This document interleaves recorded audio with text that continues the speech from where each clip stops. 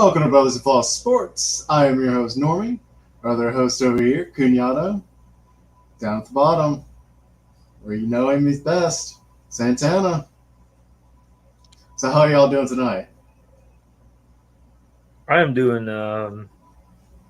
pretty well, Normie. How about yourself? And Santana?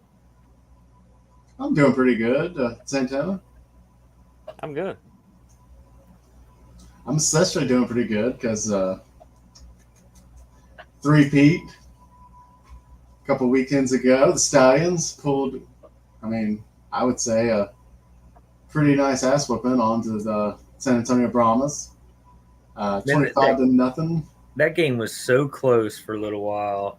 Up until And- like 2 minutes left into the second quarter, it was 0-0. And then, man, the Stallions. I don't know if we were all group texting, but I know for a fact I was texting with Santana on this. I was like, just start running the ball, just start running their ass over, and then they did. And my goodness, like Ricky Person, Mm-hmm. Who is Just- signed with Seattle now. yeah, just started running them over. It's like, well, there's your game plan. Yeah. I mean, quit doing Well, anything else. As soon as it started going north and south, Birmingham was able to lean. And what I really appreciated is that's kind of what happened on the opposite end the last time they played the Brahmas. Mhm. And Birmingham showed up because before Birmingham offensively showed up, Birmingham defensively lived in the backfield. Oh, they never And- disappeared. They were there No. the whole game. Yeah, and so it looked like it was going to be a defensive struggle. And then once Birmingham figured out we're on, they were able to lean. It was no questions asked afterwards. Well, you know And- what really sparked everything offensively for the Stallions? Adrian Martinez playing Adrian Martinez fucking football. Finally, we finally got him back. That first time, he instead of just sitting in the pocket for 20 minutes, he actually ran out, got a great run, and then after that, it seemed like, oh crap, everything opened up. For the The running opened up, and then his passing opened up because then safety's got to come up, or they got to account for his being able to run the ball. he must have listened to the show before that game for the 15 minutes that it was up. Mhm. Because that's exactly what all of us said. Like if Adrian Martinez would just play his game, then the world is his oyster, and he shucked the hell out of it. Yeah, I mean it was like you could tell like after that first one he did, and then it was like the Red Sea opened up. Like oh shit, now we can pretty much do whatever we want, like we did at the beginning of the season with him. So it was a nice one. And then the defense, I mean, the defense had been looking a little shaky the past couple of weeks, especially there at the last last 2.5 games or so, because they did shut out the Panthers in the conference championship in the second half, but. Before that, especially when John Chavis had to leave the team due to medical issues, you could tell there was like the chief was gone. Like it didn't seem like you could tell, but it seemed like the guy that came in, he kind of finally got his his feet, got his sea legs, and then especially after that second half of the Panthers game in the conference championship. Like, damn. It seemed like he quit playing conservative, started letting his guys go, letting them pin their ears back, and they, like y'all said, they were in the backfield and they stayed there. And even that at one point, I mean, that quarterback just that one time where he was running, had the first down, but then decided to slide and slid early. He did that a few times. He made a few You're muted. questionable, like whether like one of them actually got awarded the first down, Hmm. That seems like horseshit. He started to slide about 2 years before the first down marker, but whatever. But no, like he definitely did not want the physicality of the Stallions defense, and it seemed like a few players on that side of the ball were like that. And no disrespect to the Brahmas, they got there, awesome, good for them. But I mean, this still once again goes to what we've been saying as far as Skip Holtz. I, you know, he's a hell of a coach. Hmm. I mean, I don't care what level you're coaching at, especially the roster turnover. Like it'd be one thing if he was coaching the same roster every year, but no, with the roster turnover of the UFL, the USFL, the XFL. Now it's just the UFL, and the fact that he has done it 3 times in a row, it is impressive. With three And different starters at quarterback. yep, 4 different. 4 different starters at quarterback. And then maybe Adrian gets his chance in the NFL next year, and then Matt Corral stays and gets his whole year because he's the guy that came in during the conference championship and won us that game.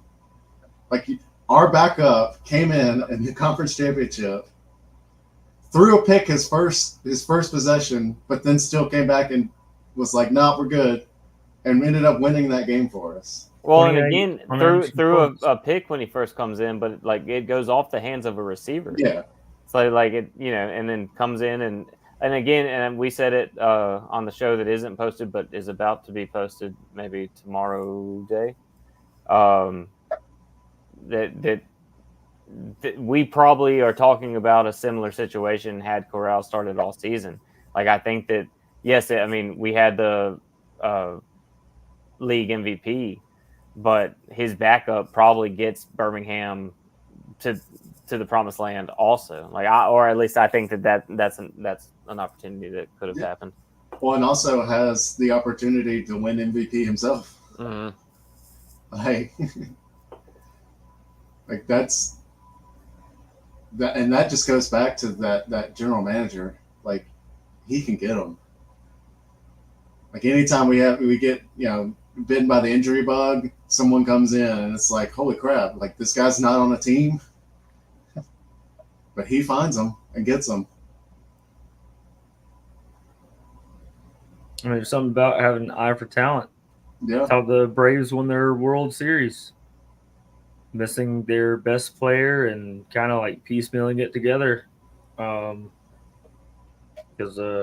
Ronald Acuna Jr. was out, broken wrist or hand, something. Well, and then he goes and adds. I won't bore you with names, but a bunch of positional players that carried you to the finish line. And yeah, the Stallions seem to So obviously all the praise to Skip and being able to manage all that, but obviously praise to the GM as well for being able to go and fill the holes that need to be filled as things go on. It's impressive. It's working well. We'll we'll see if they can do it 4 times in a row. Yeah, I hope so. And the general manager himself, he's not an old guy. He's in his 20s. I thought that he was kind of a younger fellow. He's a young guy. Like he's Whoa. 22 years old or 23 now. He's a 23-year-old. Wow. Whoa. Yeah. I mean, dude's got a career ahead of him, and it's gonna suck when we lose him. But I think he's definitely making a name for himself as well. Yeah, so far so good. Yeah, and he's been there all 3 years. So he started doing this when he was 21. Who's his dad? How did this happen? I'm not sure. Let's see. Hmm. I don't think his dad is a big guy. Like, I'm typing in Google for his dad, and nothing's popping up. Might just be merit based, which is how I think all things should happen. Did you say married base? So like his wife's father. Okay, interesting. Unfair. I'm just making jokes because I really have no idea, but I mean, not to toot my own horn, but I probably could have run a spring leagues roster with all my Madden experience. All I'm saying.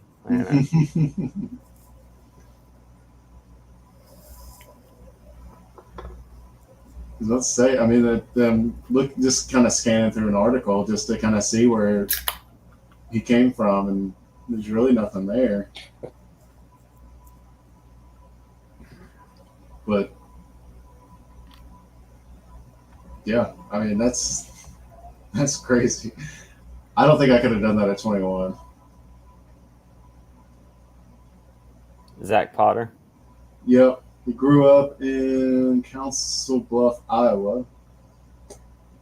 Let's see. So so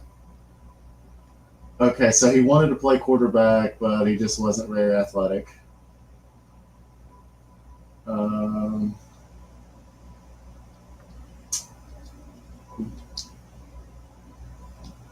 His PE teacher told him he wasn't big enough to try out for middle school football.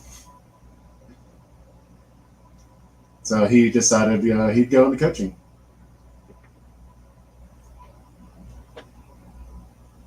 I mean, I don't know. I think that's going to be one of those guys that in the future, we're definitely going to know his name. Well, we're going to interview this guy. I feel like this is somebody who's going to end up on the show. Just looking at, I'm on Google also. We're going to make this happen. I don't know how, but I want to talk to this young fella. Pick his brain. Yeah, I was just like, hey, bud, how?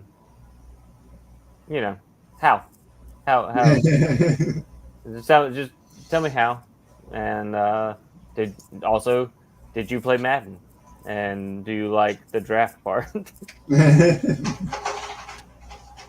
Well, he's had pretty good drafts. I mean, in 2022, he drafted Alex Magoo with their first ever pick.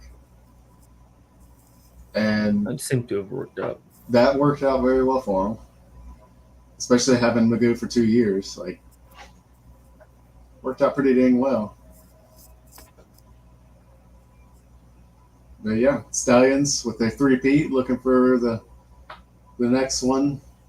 But I'm a little saddened because I am moving away from the Birmingham area. So I actually got a call the other day from the UFL like season ticket people, and I was like, I'm sorry, but I'm moving. Like, not for me anymore. I'd be re-upping immediately. What are the prices like though? For me, I think I get a better deal than most because since I've already had the season tickets, I think this year for the good seat, the padded seats, I think it was like $210, and that was 5 games. Oh, that's not bad. That's actually lovely. And that's for, like I said, the padded seats, like the good seats, not the metal bleachers with no backing on them. Hey, but if you're not sitting in a football stadium and for whatever reason your butt itches in the metal bleachers, are you even watching the game? Like, are you even actually there? Well, when the first season rolled around and I was doing the metal bleachers, and then I was sitting for 2 full football games on metal bleachers, I was like, you know what? I'm getting the good seats. Well, and my wife was even like, dude, get them. You obviously are gonna go. You went to like 20 games this year. Like, just get them. Get the good ones. Yeah, why not? Treat yourself. Yeah.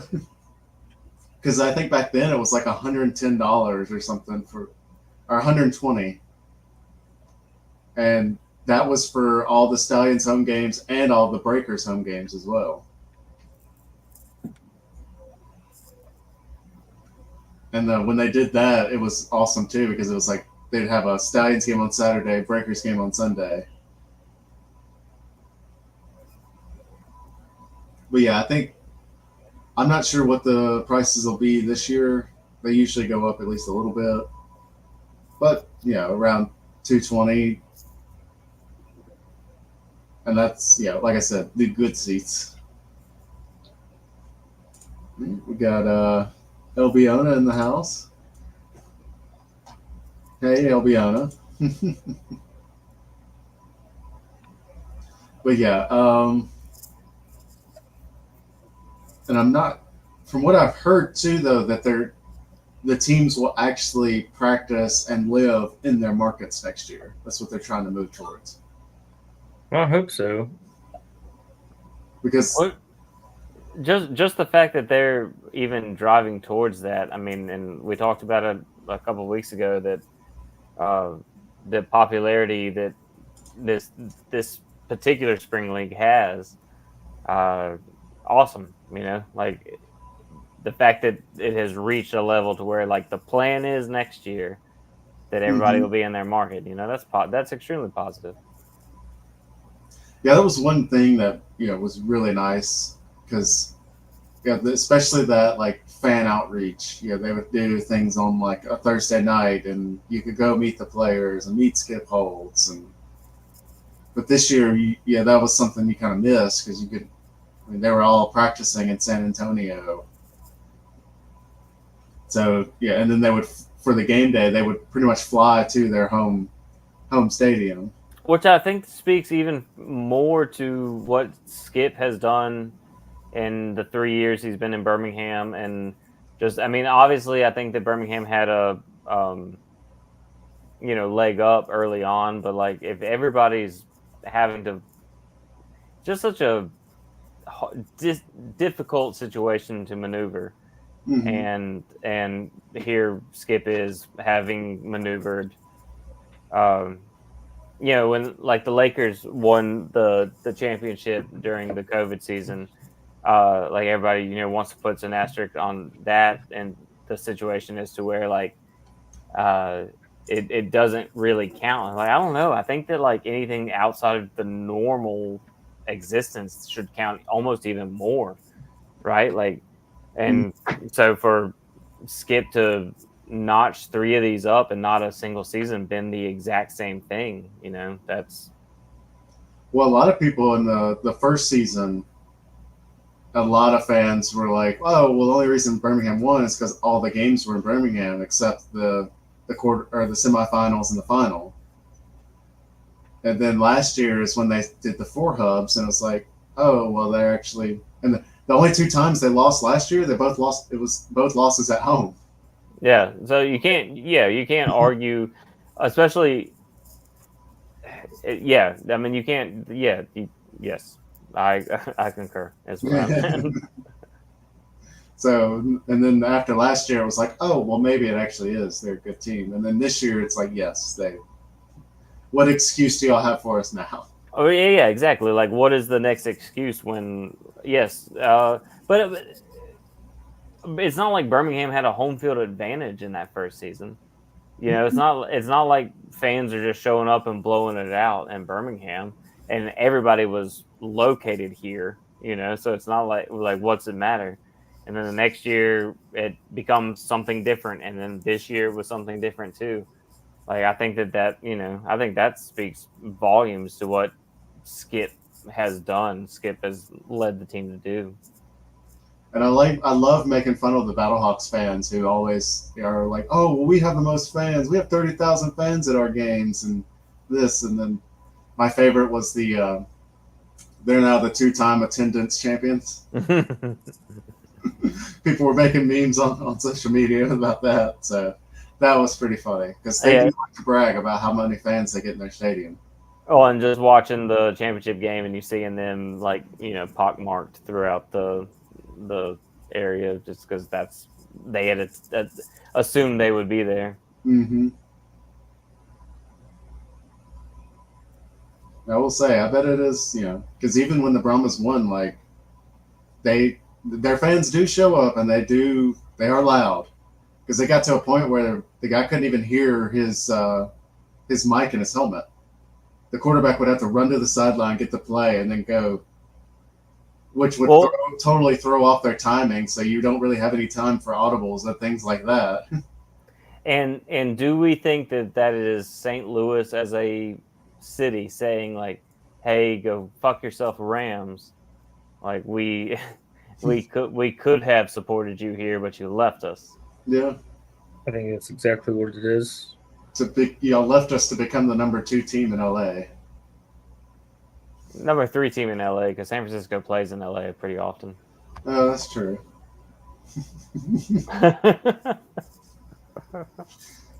You could have been kings of the city, but now you're the redheaded stepchildren. It's our stadium. Especially with Harbaugh there. Yeah. Ooh. I mean, Matthew Stafford's getting pretty up there in age. Yeah, he's way up there. Y'all telephone me when Herbert wins a playoff game. Hey man, all right, let's just talk about we'll call him San Diego Kenyatta just for the sake of the conversation.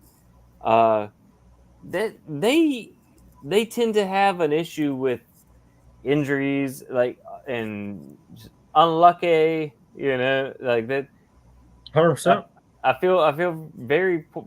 Justin Herbert has not won shit, and there's a good chance that he just doesn't win shit, especially when the leader in the pack in his own division exists. So, yeah, I mean, you got 2 guaranteed losses on the schedule every year.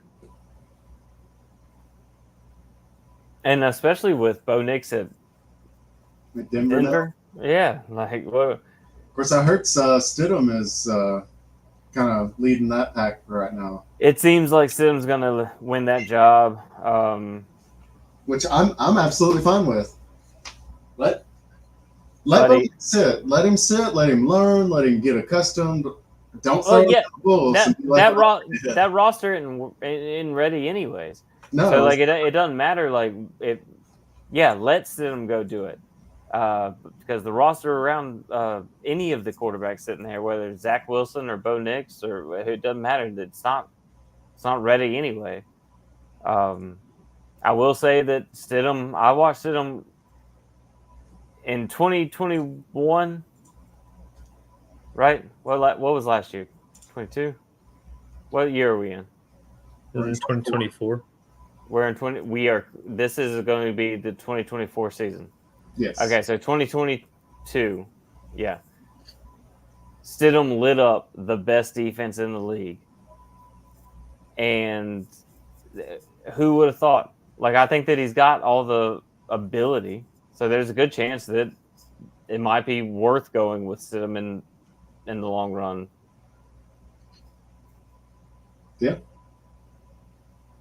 And if it doesn't work out, then you can, maybe put Bo Nix in there. Or Zach Wilson. Poor Zach Wilson.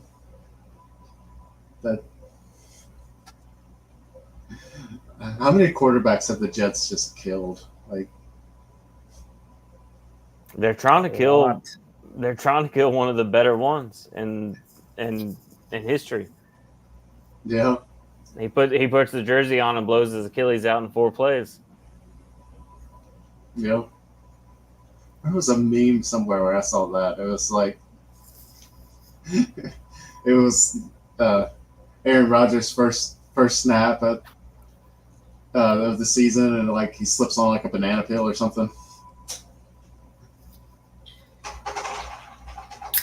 So, but yeah, I mean they really could help him out on offensive wise. At least the Broncos can.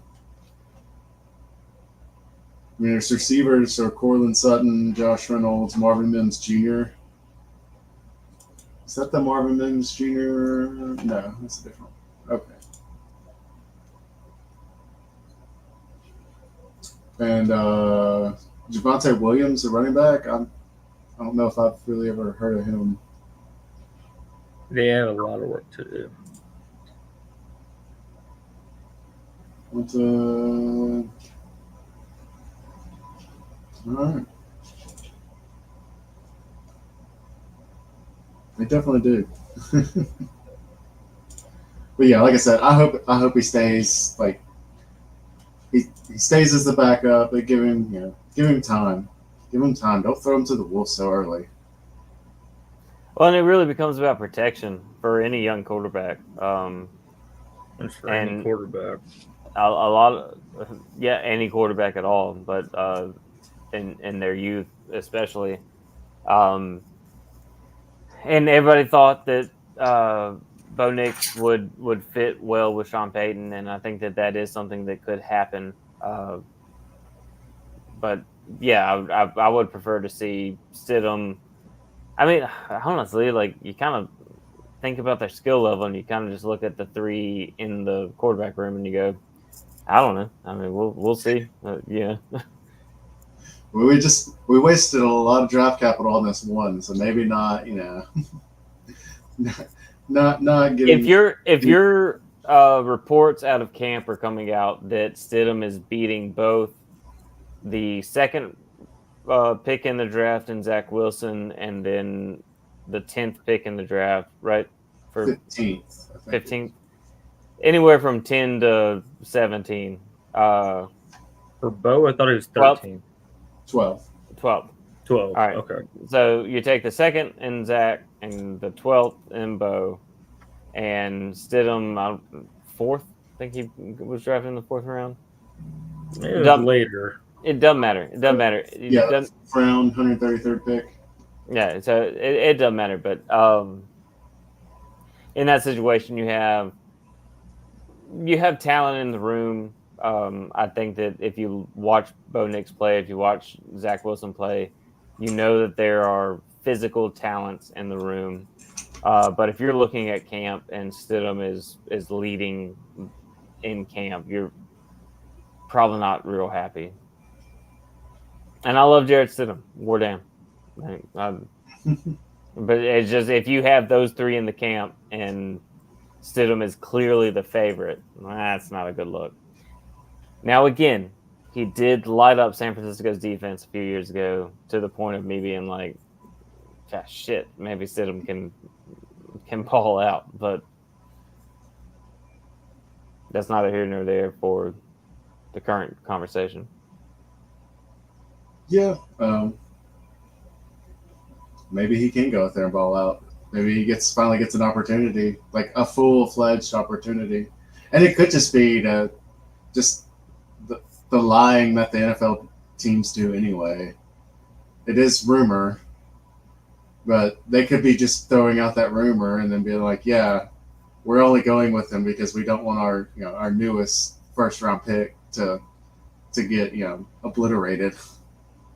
When that receiver is pretty weak. Are they going to go out there and say that? Like, yeah, we're only rolling with Stidham just so, like with Tua and Fitzpatrick. Do you really think we're just like, oh yeah, Fitzpatrick is totally better right now. We're going to roll with him.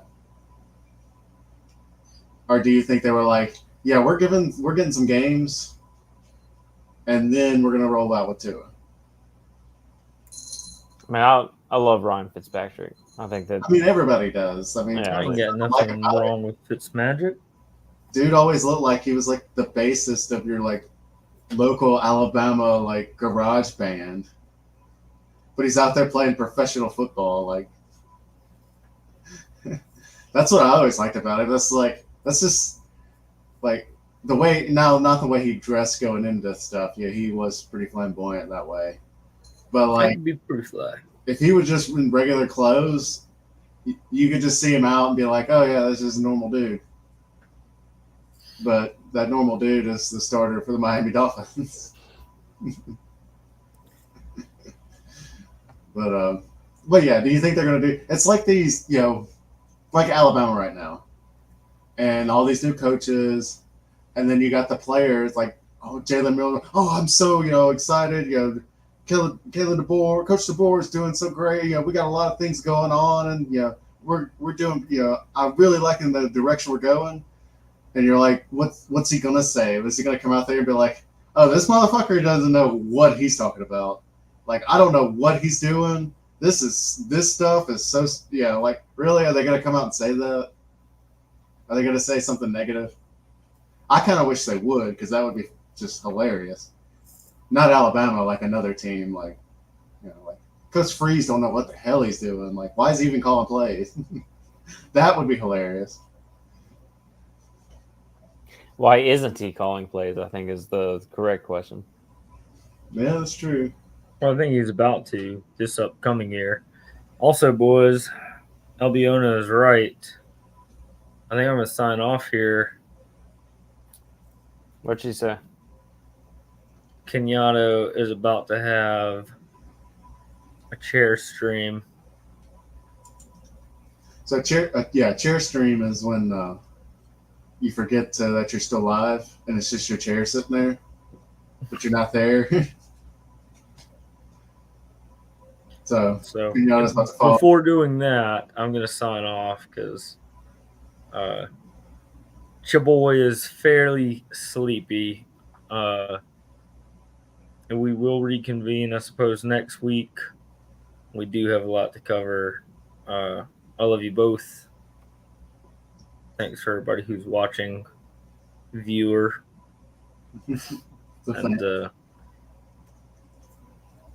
I will see you guys on the next go round. All right. Later, guys.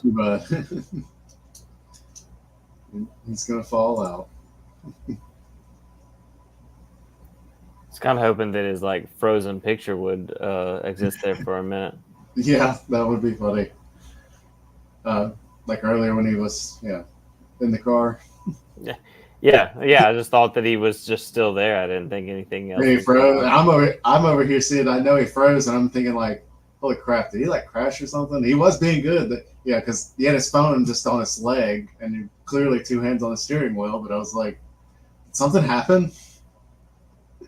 He got really robot-y, and then he was gone. Yeah, I'll if we're on the phone like doing muggle job conversations, I'm like, hey bud, you gotta make it to your bedroom or something. Like, there's a very specific way for his phone calls to be happening outward. Like you gotta find it because I can't listen to that robot shit. Yeah.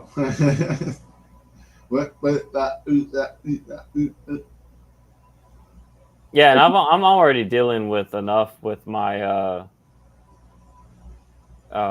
like just in my house, like I'm already struggling enough. Like I don't need to. You don't need extra help with that, or that one, or like a couple of weeks ago. So I was streaming from a remote location, and I thought my setup was bad, but it turned out it was his that was messing up.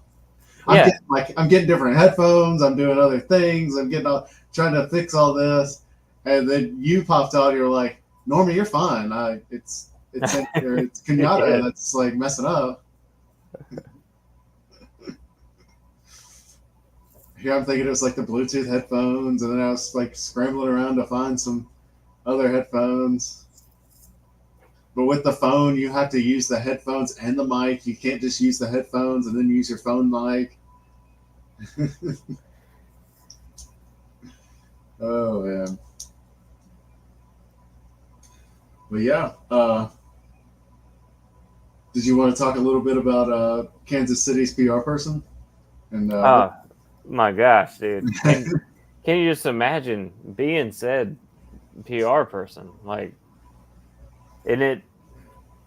I mean, this person is just like, Mom, Dad, can you believe it? I'm the PR lead PR guy for Kansas City. And obviously I know this isn't the case, but imagine it's like their first year. Yeah. They get hired and they're like, hey, hell yeah. and then just all of what has happened with Kansas City, tumbles out. No, I don't. God, there's a joke on the internet somewhere that like all of this happened very specifically to take the heat off of Rashee Rice. And so like the less that the fans are focused on Rashee Rice, like the less games he gets suspended for. Yeah. Because that whole it's not as bad as what he did. yeah, all of it. Yeah. Look at this. Like this is don't worry about. Bad. Yeah, we need receivers. We don't need backup offensive linemen and backup defensive linemen and shit. Which would, I mean, honestly, it would not be that crazy to think that the NFL or NFL teams would be able to like manipulate that, Somebody in Kansas City knows somebody in the Tuscaloosa Police Department. Absolutely, dude. Like, it would not shock me. Really would not blow my mind if that was the situation. But and sometimes too, like it seems like these stars go back to their hometown. I always get reminded of Rolando McClain. Like, what the hell? No, what the fuck? In Decatur, Alabama, can get you to do what you did to give up millions of dollars. I think about that often sometimes. I'm like, dude had it set for life. All I had to do was have a great financial planner. That was the only step he really had to take, and then stay out of trouble when he went to fucking Decatur, Alabama. Which apparently was something that he, like, that area was not, a happy place for him. And that's something that you and I would never have to really be considerate about. I mean, maybe one day we will have to choose money over execution, but like what they're Rolando very specifically, like you are picking. Situations that like I don't think that I personally would ever be able to like align myself with, For me, it's very easy to be like, no, I would just avoid. I mean, I've said for a long time, I've said it to Kenyatta. I'm sure I've said it to you before. Like anything that comes to, like, I would just stay in my house. Yeah. Whether it's the rug shit, the rugs travesty. Like, there's just so many things that have happened for these multimillionaires that for me, it's very easy for me to say I would just hole up in my house. Like, all I would do if I were making money to play that game I would sit in my house and watch film, and then I would leave my house only to go to practice in the games. Right? I would never drive anywhere. Oh my god, dude! If I get I fucking hate driving. I absolutely hate driving. Yeah, I'm not trying to drive now. Yeah, if I'm in that position, like I'm never driving again, unless I'm on some like. I don't even need to make that level of money. I just need to make enough that like an Uber makes more sense to me, right? Yeah. Like then, like here's $60, right? Here's $80. Like wherever I'm going, I'm Ubering. Here's $100. I don't care. Yeah. Those guys, like the well, and to each their own. Some people love to. For me, I'm not getting behind the wheel of the car ever again. And especially if you've been drinking. Like for me, I would feel like even if I was in that position and I had one beer 3 hours ago, I'd still be calling a damn Uber. Dude, if I fuck up and there's even like a hint of alcohol on my breath or something, then my whole life is just effed. Buddy, I would hire a sober person that like wouldn't be tempted. They'd just be like, I'm not even interested in drinking. I'd go, cool. You just literally stand next to me, call it $35 an hour. You Yeah. just stand next to me. That's all your job is to, like, I'll drive us there. Like, I'll do like driving when it's safe. I'll drive. And then once I get out of the car, I hand you my keys. And no matter what happens I mean, you can work 24 hours straight. I don't get, you know what I'm saying? If I could pay somebody to drive me around, I would 1,000% do that. Hmm. But even like, guys like Justin Timberlake, who recently got into that, it was like, really? Like, dude. Also, the fact I said this to Kenyatta the other day is like, uh, Jessica's gonna fuck around and leave that motherfucker if he keeps dicking around. You know what I'm saying? Like, Yeah. hey, don't mess up a good thing. That's one of the most beautiful humans on the planet. They're both the most beautiful humans on the planet. I love Timberlake too, but Jessica Biel, my gosh, and she has all the control to just be like, Justin, gosh darn it, Basically the equivalent of the guy that keeps the coach. Exactly. yeah, Exactly. yes, That is perfect. yeah, the get back guy, get back coach. To get well, like you got, I think it's Venables has a guy just for him who will grab his belt and pull him backwards off the field. Like there are the get back guys, but those guys like walk up and down the sideline, and they're mainly to get the players back. But like even like I said, Venables has that one guy that's like that just all follows him only, and then when he needs to be pulled off, he grabs his belt and pulls him off the field. And God bless that person. Yeah, and I bet he gets paid a good amount. And hey, I'd do that.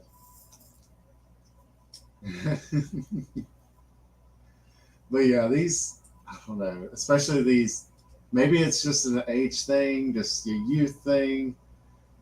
I mean, I did some stupid, well, I didn't do this stupid crap in my youth. But maybe that, you get some money and it just makes these, makes them do crazy things. I don't know.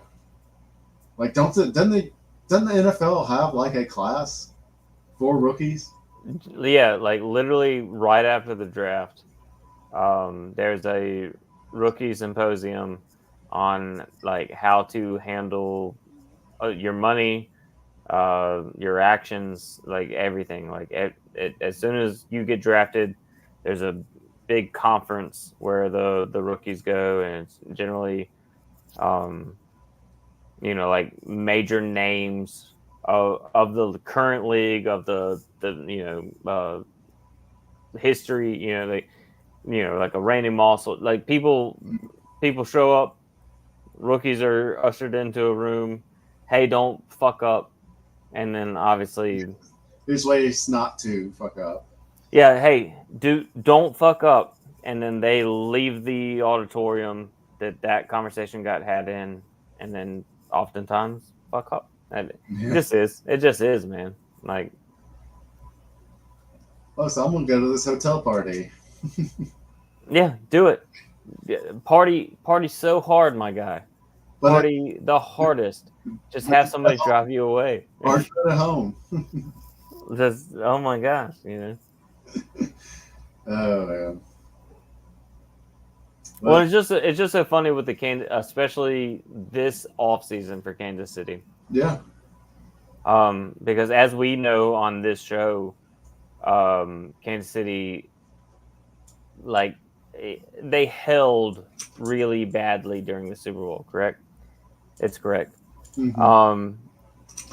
So like they win the Super Bowl after holding so hard, and then there's like, when I wake up in the morning, I check to just my normal sports as a normal sports fan does, not looking for anything specific, and it's always Kansas City fucking up.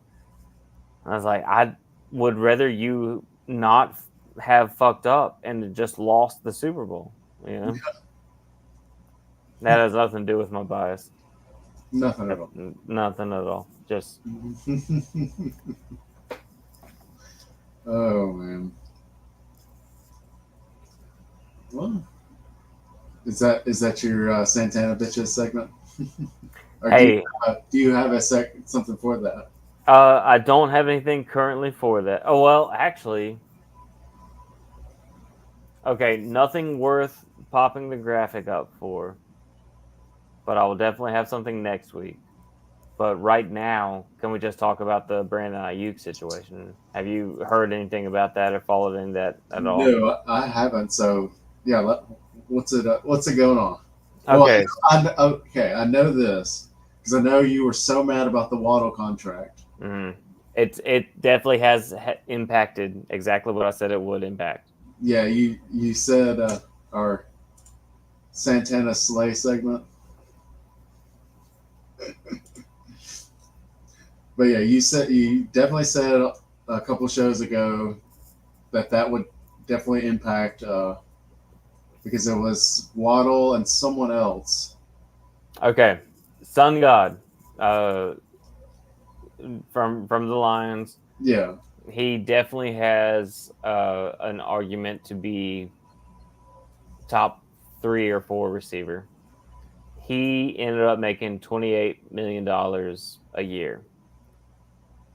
That was fine for me. I went, okay, sure. Like that sets the bar for what we have to do for Ayuk because realistically, hang on, had a sponsored natty burp that I wanted to bleep out there. Um, realistically, I think that Sun God and Ayuk, skill level wise, what they contribute to statistics, like I think, all right, so $28 million. Sun God that's what he's doing. Then Jalen Waddle, who I love, I do think that motherfucker is a really good receiver. He goes and gets 30. It's like shit. You're not even the number one on your team, and you're get okay. All right, so and I think that was where Santana bitches comes in. Yeah. Um, it was just like Jesus, man, like you have now ruined my market.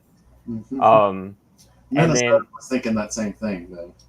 well, I said that like we have to now make a sign. Like now that Waddle has signed, San Francisco has to sign BA before Minnesota signs Jay Jetta, right? Mm-hmm. And that didn't happen. That didn't happen. Jay Jetta got signed. Now we're looking at like just a ridiculous amount of money, and I think that San Francisco is looking blatantly in Ayuk's face and saying, "Yeah, you are Sun God worthy, but you're not Jay Jetta worthy." No. And listen, I think that Brandon Ayuk could absolutely be. I think he could absolutely be a number one guy for literally anybody in the league. Is he Justin Jefferson? Look, no, he's not Justin Jefferson, but not for the reasons that you would think he wasn't. Like Brandon Ayuk can be your number one receiver for any of the 32 teams, 1,000%. Like that, he's a fantastic route runner. His hands are ridiculous. He's versatile. Like Brandon Ayuk is amazing, but he's not Justin Jefferson, and I don't mean that in a knock for Brandon Ayuk. I Yeah. mean that in that like we cannot pay you Justin Jefferson shit. We just can't, especially because we're about to have to pay you Brock Purdy money, or about to pay Brock Purdy money. Yeah. Um, so now I told Kenyatta this not too long ago. We drafted Ricky Pearsall, who in our draft videos I did think was like when we took him, I went, yeah, fuck yeah, I like that guy. I like that guy a lot. Initially, when we took him, I thought, okay, this is just like bolstering, right? It's like we are building the receiver core. But then we extended Juwan Jennings. Okay. Well, now we have Juwan Jennings, Debo's on contract, and Ricky Pearsall. So, did we draft Ricky Pearsall to specifically take either Debo or Ayuk, like take their spot?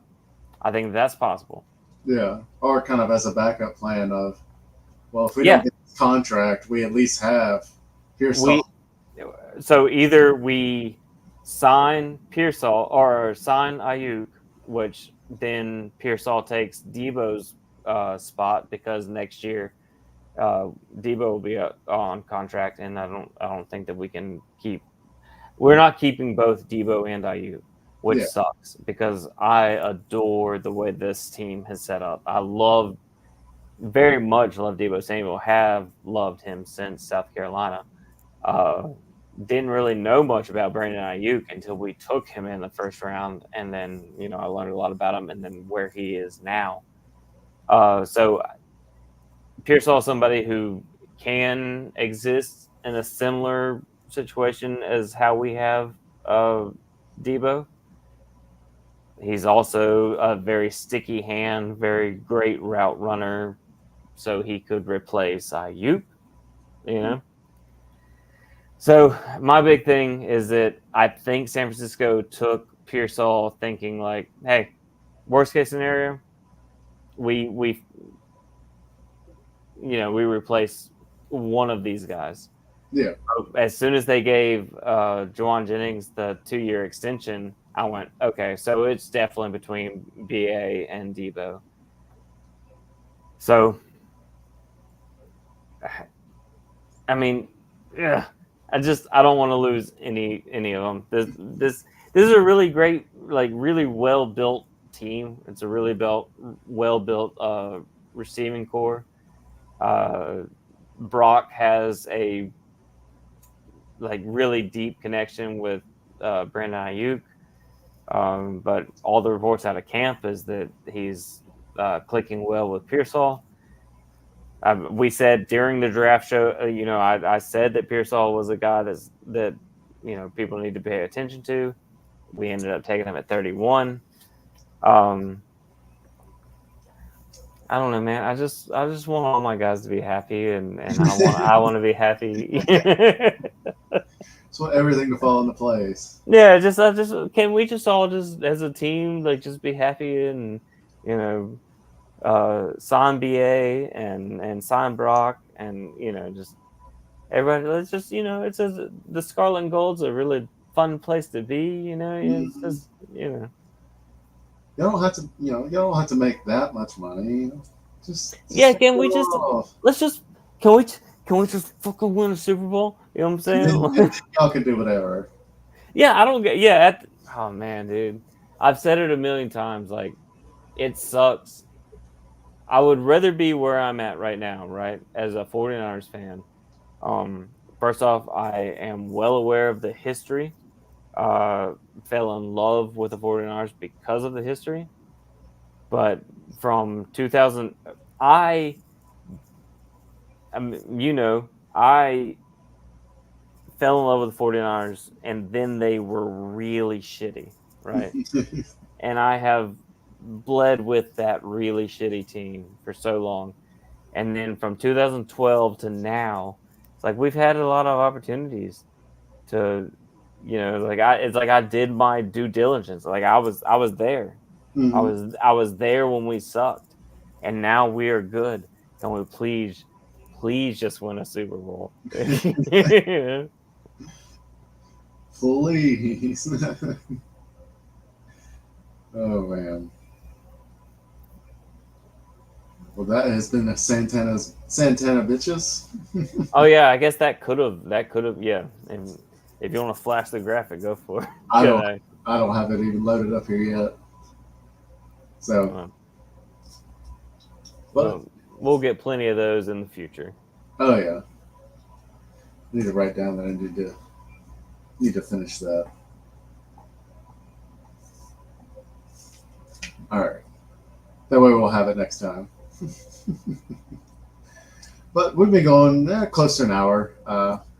Cunhata had to back out. He was a little tired, which I understand. He works out in the sun all day, and Yeah, it's been a fun show. Any last things, Santana? Thanks for having me. Thanks for having. You're welcome. You can come on your own show. You're welcome back on your own show anytime. Thank you so much. All right. Well, if you haven't yet, hit that like button, that thumbs up. Also, hit that subscribe button and hit the bell so that you get notified every single time we go live. And I think that's it, and we'll see y'all later.